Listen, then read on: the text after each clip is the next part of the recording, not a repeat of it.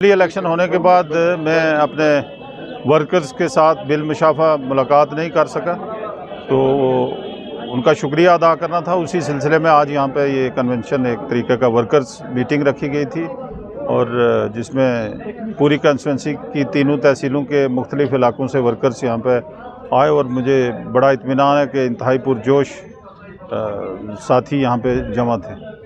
जैसे कि कौन सी करारदाद, मैं तो उस करारदाद को पढ़ के मैं तो सोच रहा था ये या तो क्लेवरली ड्राफ्ट की गई है या स्टूपिडिडली, क्योंकि उसमें तो पहले तो इन्होंने, किसी ने इस करारदाद में ये भी नहीं मुतालबा किया है गवर्नमेंट ऑफ इंडिया से कि वो 370 को रेस्टोर करे, और दूसरा ये वो खाली ये बात कर रहे हैं कि ये गवर्नमेंट जो है वो मुज़ाकरात शुरू करे इस बात के ऊपर कि रेस्टोरेशन कैसे होगी। पहले तो इनको ये चाहिए था कि ये गवर्नमेंट ऑफ इंडिया से ये तो कहते कि इसको रेस्टोर किया जाना चाहिए था। तो ये कोई नई बात नहीं है, नेशनल कॉन्फ्रेंस की रिवायत रही है। 1954 से लेकर आज तक लोगों को इन्होंने गुमराह किया है। कभी अटॉनमी का भी तो एक रेजोल्यूशन इनका पास हुआ था और वो दिल्ली गया था, उसकी खबर इनको नहीं है। तो आज 370 का ये रेजोल्यूशन करके लोगों की अटेंशन डाइवर्ट कर रहे हैं। इनके सीरियस इश्यूज़ हैं, कमिटमेंट्स हैं लोगों के साथ, जो इनको मालूम है कि ये पूरी नहीं कर पाएंगे। हालांकि लेफ्टिनेंट गवर्नर ने बड़ी फ़राख दिली के साथ इनके एक दो मुतालबात, जैसे कि बिजली के तरसील के हवाले से, उसमें अपनी तरफ से एक किया है, इनके हक़ में एक ऑर्डर किया है।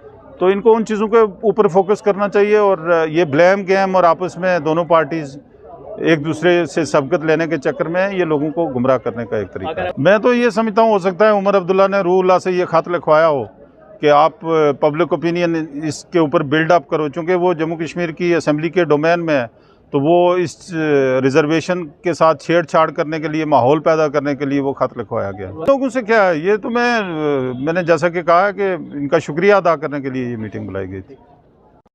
के ऊपर बात करनी है। तीसरी बात,